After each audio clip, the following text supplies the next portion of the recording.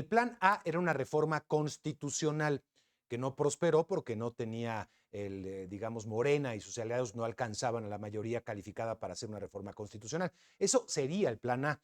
Después por eso se llama plan B, porque se hicieron reformas legales, no constitucionales, pero sí legales, que alcanzaron a ser votadas a finales del mes pasado, a finales de abril, y que han sido impugnadas ya por la oposición. Y ahora se habla de un plan C. ¿A qué me refiero? Bueno, la reacción del secretario de Gobernación, Adán Augusto López, que dice lo siguiente: el pueblo mexicano busca recuperar la confianza en sus instituciones, pero la Suprema Corte decidió seguir protegiendo intereses particulares. 9 ministros pasaron por encima de la voluntad democrática expresada por los representantes populares. Esto lo dice en su cuenta de Twitter. Y dice, y concluye, no hay de otra, plan C en las urnas.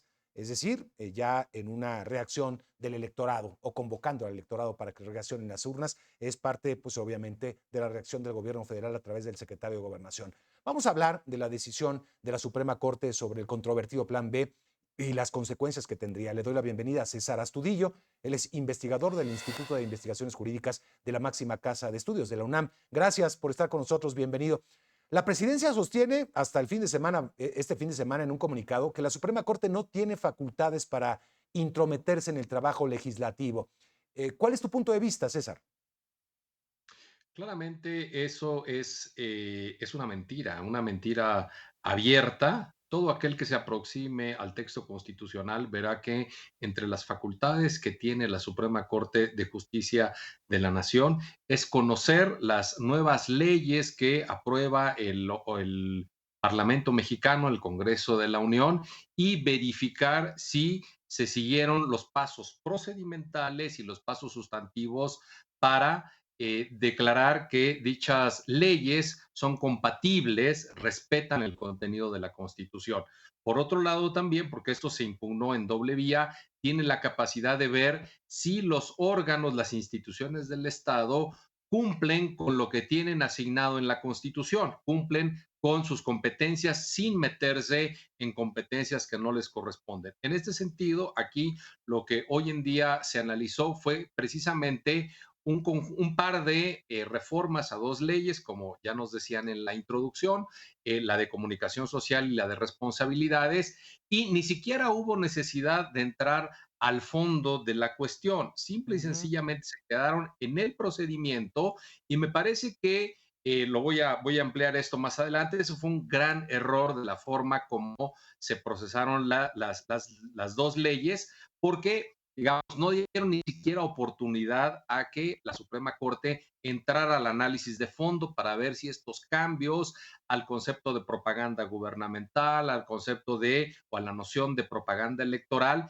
eran constitucionales o no. Lo que dijo la Corte fue: yo tengo construidos un conjunto de precedentes sobre la racionalidad que tiene el proceso legislativo, que debe ser con un conjunto de parámetros que permitan la deliberación de todas las fuerzas políticas desde la parte inicial, que digamos el primer lugar a donde llegan las iniciativas es a comisiones, a veces a una comisión, a veces a comisiones unidas, y desde ahí se debe de garantizar que las reglas se cumplan. Imagínate lo que sería que no existieran reglas para el análisis de la legislación, pues realmente sería un caos monumental.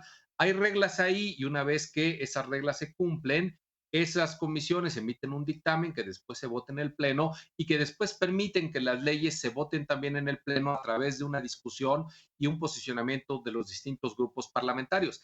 Eso fue lo que no se dio en esta ocasión, porque a alguien se le ocurrió decir que estas eran reformas que tenían que aprobarse en un tiempo récord y que eso les permitía obviar todas este conjunto de reglas, Claro. y eso la Corte dijo: a ver, en absoluto, hay una vulneración que en el fondo lo que trató es de que solamente participara la voz de los partidos mayoritarios, Morena y sus aliados, y de excluir la voz de los minoritarios. Entonces me parece que fue un gran error. Incluso, déjame decirte esto, Mario, a la Corte le pusieron el tema en bandeja de plata. No tuvo que quebrarse la cabeza para llegar a lo que resolvió hoy, solamente tuvo que revisar Sí, sí, sí. una veintena, treintena de precedentes para decir: nosotros hemos dicho esto en el pasado, y hoy esto se vulneró y en consecuencia tenemos que decir que todo esto no tiene validez porque no se reconoció el derecho a participar de las minorías.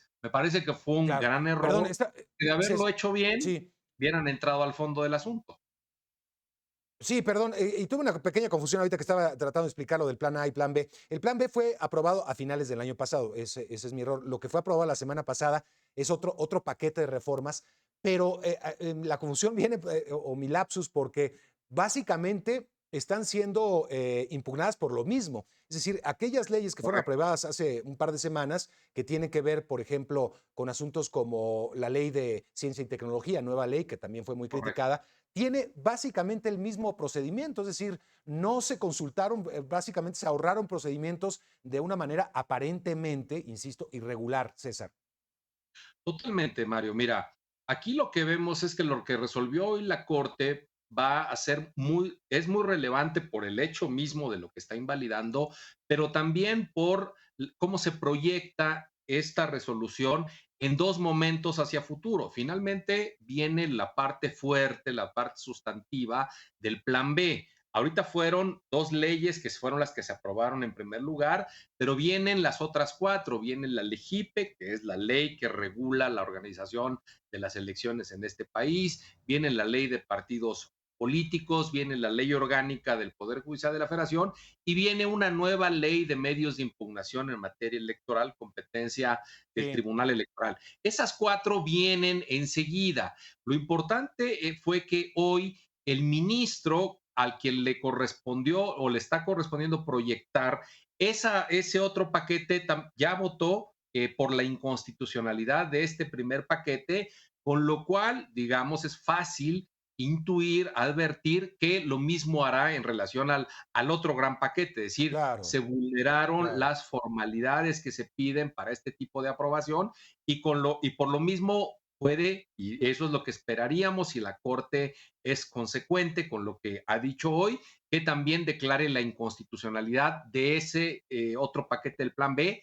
Pero eso también tiene un impacto en lo que dices, en lo que aprobó la vez pasada, en esta noche negra del viernes pasado, pues es igual, incluso ahí me parece que de los tres procesos legislativos, el de este viernes fue incluso el más desasiado, y eso es ya decir mucho, porque los dos iniciales lo fueron en gran medida, pero este sí saltó todas las bardas por este Exacto. tema de la sede, el cambio de sede y el hecho de que no dejaran entrar a los medios de comunicación ni a las oposiciones. Por lo cual, repito, si la Corte es consistente, los tres paquetes tendrían que llevar el mismo fin.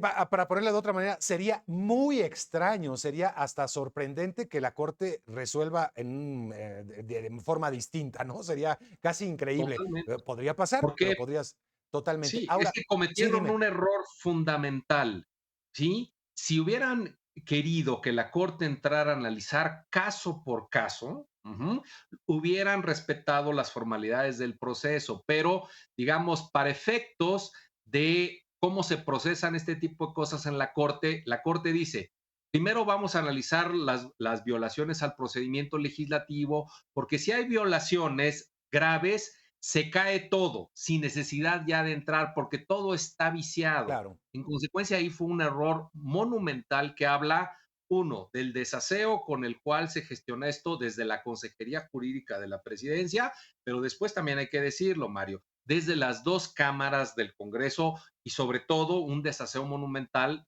de quien llevó la batuta en esto, que fueron los coordinadores de los grupos parlamentarios de Morena y sus aliados. En consecuencia, muy error bien. garrafal y Sí. el resultado va a ser el mismo.